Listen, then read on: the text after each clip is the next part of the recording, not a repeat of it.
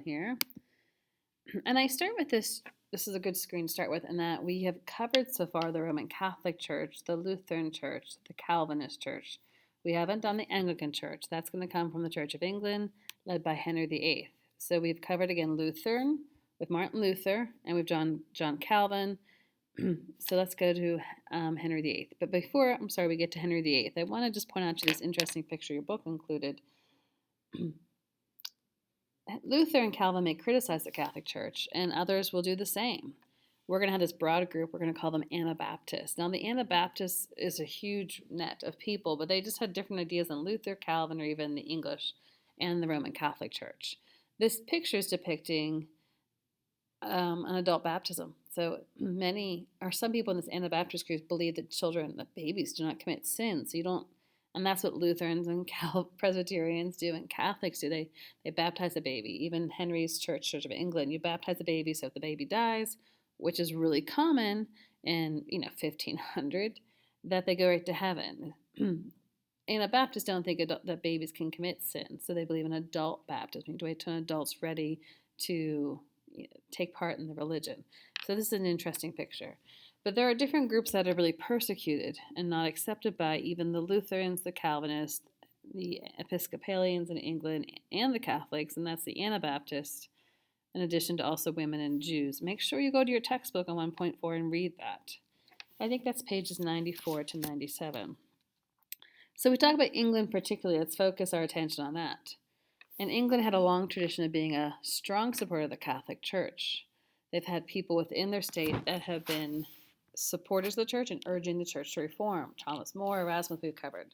I mentioned John Wycliffe earlier. He wants to work on getting that Bible translated to English for the people.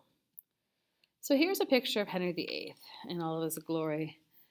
So Henry VIII is a tricky individual in that he was actually considered and given the title Great Defender of the Catholic Church. So for many years he was a defender. He was married to Catherine of Aragon, and she is a Spanish princess, and he is a devout Catholic. But he's a king, and he wants to pass his throne down to his son, so therefore he needs a son. His wife, Catherine, had 9 children. Only one lives to survive, and it's a daughter. Well, 20 years into the marriage, he's like, I need a son. I need to pass this crown down. So he seeks a divorce. The Catholic Church does not allow for divorce. And his wife, Catherine, was the aunt to the Holy Roman Emperor, who was not going to embarrass his aunt here and grant the divorce. And he's sacking and plundering Rome. So the Pope will not grant a divorce to Henry VIII. So Henry, even though he had been such a devout Catholic, will simply take matters in his own hands by getting the Parliament to act. How does he get Parliament to act? He gets Parliament to act by passing a law. And the law is called the Act of Supremacy. So it separates the people of England and their church away from the Roman Catholic Church. And he's going to call it a really fancy name, the Church of England. Not hard at all. People who are in the Church of England, we call them Episcopalian or Anglican, however you'd like to use that word. He then takes some of the Catholic Church lands and he sells it off. He makes very little religious changes from the Catholic Church, the Roman Catholic Church. He makes so little changes in terms of spirituality. Some people are very angry with Henry, and they want to purify the Church of England, make it less like the Catholic Church. We call those people Puritans, and they have been important historically in American history class. So when Henry breaking from the Catholic Church was not well received by the people of England. Some want to say Roman Catholic. Others want to make the new church less like the Catholic Church. So it's a little bit troublesome for England, but we have a new church formed. He finally gets a son with his third wife, and his third wife gives him a son, but she dies in childbirth. Edward is his name, and Edward gets to rule when he's about 10 years old, but he only rules for a few years because he dies of tuberculosis. Edward will follow the Protestant faith that his father set up. Henry's daughter, his first daughter, her name was Mary, and her mother was Catherine of Aragon, who was embarrassed and humiliated when Henry tried to divorce her. And he does separate her from her, and she lives peacefully, but she's mortified.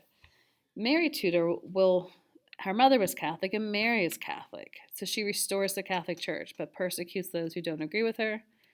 And then his third daughter, and they're all half siblings here, will be Elizabeth. And you've learned a lot about Elizabeth before, because you've done her We've studied her in English class, the Elizabethan period. This is the Elizabeth.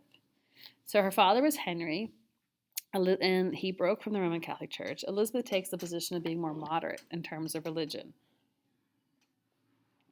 She will not punish you to make you a martyr in terms of religion, and tries to kind of stop England's terrible path of this religious destructiveness because of religion. So at this point, this is your map of Europe. The green area will be Catholic. England here you can see is Anglican, they're going to call it, or the Church of England. And by the way, in the United States, we call that church Episcopalian. I can't really explain why, it's just what it's called here. Perhaps if one of you are Episcopalian, you could explain that to me. But you see the green being the Catholic states, you see the purple being the influence of John Calvin and the spread of his ideas, and you see the Anglicans being based in England, and the Lutheran, of course, here in pink. And you see that in Europe all mixed up.